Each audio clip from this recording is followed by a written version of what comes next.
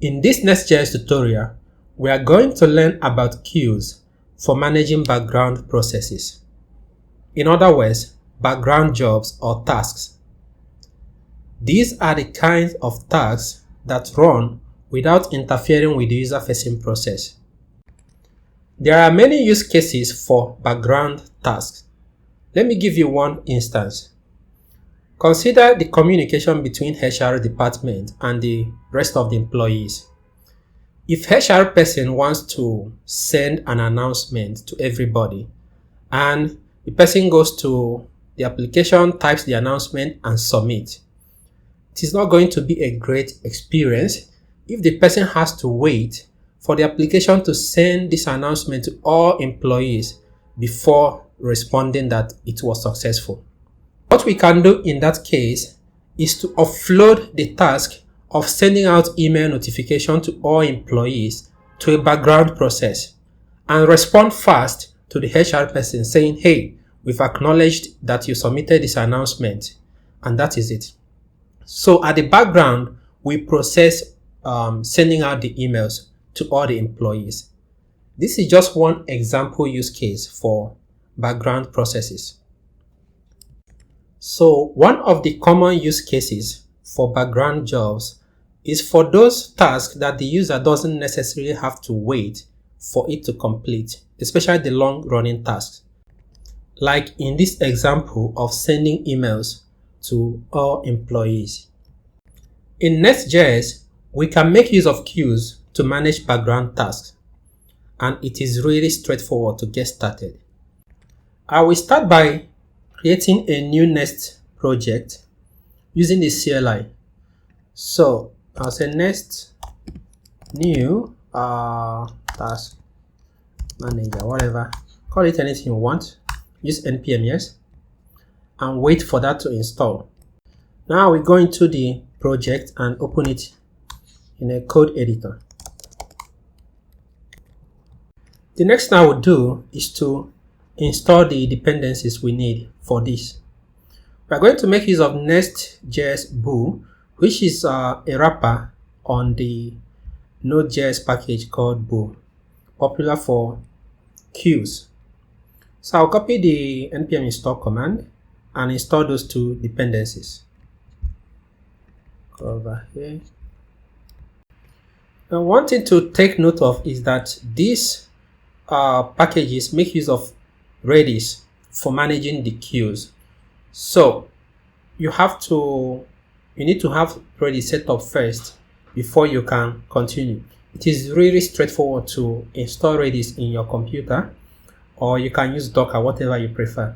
To install on Mac OS, for example, is as simple as running this command: brew install Redis. If you're on Windows or other systems, you can check how to install Redis there. And to start Redis, you just say brew services start Redis and you are good to go. If you want to check the status of Redis, whether it is running or something like that, you can run the command brew services info Redis. As you can see, I have Redis up and running and ready to receive connections. Now let's go ahead and import and configure the queue module in our Nest application. To do that, we just let me go ahead and copy this guy here. Then in the code, we go to app.module.ts. In the import array, we import the Boo module that we installed. This is a default connection for Redis in our local host. So I'm going to leave this exactly the way it is. For the purpose of this demonstration, I'm going to create a module called announcements. So Nest generate resources. Let's call this announcements.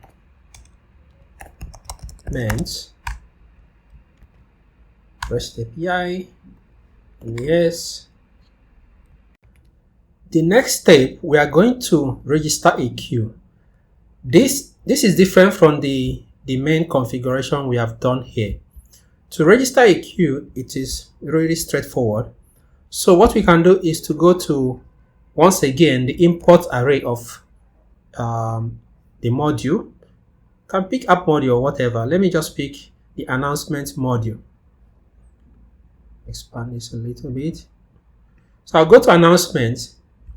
In the import array, I want to import the bool module register queue. What we need to pass here is a unique name for the queue we are registering. You can register multiple queues if you want to by passing comma separated values of objects here. So the first one, let's call this one email, the second one whatever, and so on and so forth. Instead of hard coding the string here, because we are going to make use of this value elsewhere to avoid mistakes like typo, which could be a source of bug, what I want to do is to, what do I call this? Let me call it q.interface.ts. I don't know, whatever. So here I'm going to export enum. Let's call this q name. That is the enum, and this one is going to be for email because email. The next one is going to be for audio because audio. Then I can go ahead and replace the hard-coded value in the import statement. What is this? So over here, this is going to be qname.email, and the next one is .audio. The next thing we are going to move to is what is called producers, and after that we see consumers. These are like the two main parts when we talk about the queue and processing the jobs. The producers are the piece of code that adds jobs to be processed in the queue. So the producer says the queue, hey, take this job, queue it up. The consumer is going to come and pick it up and process it. In Nestjs, the producers are commonly the providers. Those guys you mark as injectables. For example, the announcement, the service class. So we are going to make use of this guy as the producer. I'm going to delete every other thing here. What I want to do is that when the request to create an announcement comes in, we are going to push to the queue that task to be processed later. Let me go ahead and check the documentation, what I need to import. So we need to inject the queue object. I'll copy that over to the constructor. I have a constructor here, and we just say inject queue. This is imported from Nestjs bool. Then the next one is from the bool package itself. Now to this guy, we don't want to hard code stuff, so I'm going to say queue name.email. That is the queue we want to push the job to. Then for the create, I'm not going to store anything in database or something like that. I can say queue. This should be email queue. So I'll say email queue.add. The first argument is the data we want to pass to the consumer. The data for the job. It can be whatever you want to pass here. For example, let me have my data to be message day coming up, and priority 2 and whatever full back. So as the first argument, I'll pass my data. There are other things, configuration, that are optional. For example, we can pass delay, that is how long in seconds milliseconds, I think, that this has to wait, that the job has to wait before it gets processed. So this is it, but this returns a promise. I can just return on this line, or let me just await. Let me get the result. Const result equals await. To have await, this has to be async. I don't need this guy. Why I'm getting that. Let me remove this. What do I do with this result? I will just console.log the result. Okay. At this point, what we have done is to add a job to the queue. This is the producer, the guy that makes use of these objects to add the job to the queue. In the next phase, we are going to look at consumers. What a consumer does is that it takes a job from the queue and processes it. Let's go over to consumers. To make a consumer, we need to have a class with this decorator, the processor decorator. So let me go ahead and have, should I call this announcement.consumer.ts. That's the name of my file. So here I'm going to export class announcement consumer. And like we have seen in the documentation, this has to be marked as processor, the guy that processes the job. And once again, we make use of our enum queuename.email. Then over here, we can have a method that does the actual processing. You can call the method anything, but it has a decorator that marks it as a processor. We'll get to that in a moment. So let's call this send email. I don't know. Async send email. Then up here, we say at process to say that this method processes a task. So it means that we can have other methods in this class that do not process jobs like this one, just regular methods. Let me have another one called, let's call this one under task. Then we can call this one send email.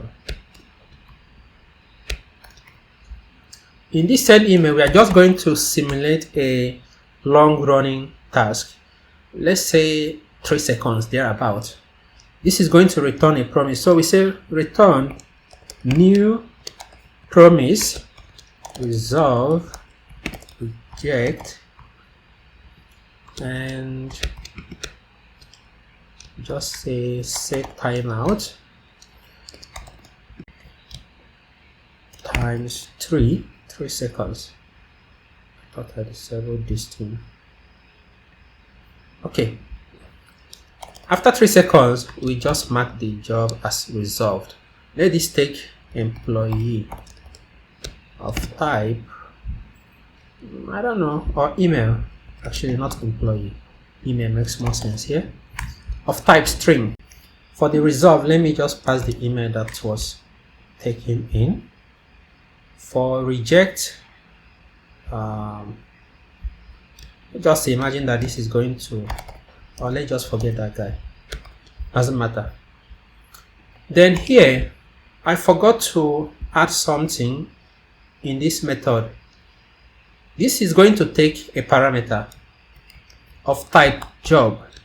Say job from bool package unknown. Now with this, what we can do is to process the job. For that, let's have list of employees or employee emails. Employees, whatever. So this is going to be string employee 1 at example.com, Copy and paste this guy. Just do only 3. Can be 300, can be 3000, whatever. Then for each employee, so I'm going to say employees dot for each employee, or let me just use this. Here I'm just going to await this dot send email employee, because okay, this is supposed to be async if I'm going to use await. Instead of this index here, what we are going to do is to have, let's call this progress equal to 0. What we want to do is to report the progress of this job that is running. So what that means is that after it processes the first employee, we can increment the progress by 1. And we can say await job.report job.progress, not report progress, the value. One thing I'm forgetting here is the data we passed when we added the job to the queue. If you remember here, we have this data that is passed to this job, this first argument here. Let me actually call this job, and this change over here to job. So how do we access that data over here in the consumer? It is straightforward. To access the data, you can just say job.data. This will give you the data you passed in. Let's assume that this same email takes the, call it data, whatever, record of type string any. Then I just want to do console.log of that data. So I'll say data. Then a second argument here, we say job.data. That is how we can access that data. At this point, we can give this a try. Over here in the controller, I have deleted all the methods that are not needed, the auto-generated methods, leaving only the create, which doesn't take any argument. I'm going to delete this as well and remove all these annoying warnings. Then what we can do now is to head over to whatever client like Postman and call the endpoint. But before that, I need to start the server. npm run start dev to start the server at localhost 3000. Then on Postman, we are going to call localhost 3000/announcement, which is the endpoint we just saw. I will go ahead and send the request. It returns 201, which is default for post request. Then we wait for 3 seconds for the job to process. This log is coming from adding the job to the queue. This is the job added to the queue. It is not, the consumer is not working. Let me take a look. All right, I think I know why the consumer did not run. Remember we said that the consumer is a provider, just similar to the service class. What that means is that we need to go to the module and list the consumer as part of the providers. So in the providers array, we add the consumer. With this, we can, the server is running. All right, and that automatically picked up the jobs that we already added. Let's try this again by sending the request one more time. I will go ahead and send the request. It says created. If I go to console, we wait for 3 seconds. And we got the logs at the same time for the 3 jobs. That is because of the way we added the jobs using the for each loop. If we want to process sequentially one at a time, although this doesn't really matter, but let's just do that. So I'm going to say for let I equals 0, I less than employees dot length I plus plus. Then over here we are going to say employees at index I. This way, this is going to process before it processes the next item. We can leave this at 3, or let me increase it to 4 to delay it a little more. And I'll go ahead and send the request again. We see that the job was added, and then we wait for 4 seconds. The first one is processed. We wait for another 4 seconds. The next one and the final one. Alright guys, so what we have seen so far is how you can get started processing jobs at the background using queues. There are other configurations, other options you can configure here.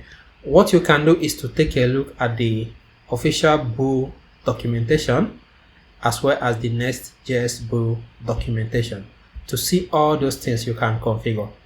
I hope this lesson makes sense. Until next time, enjoy coding.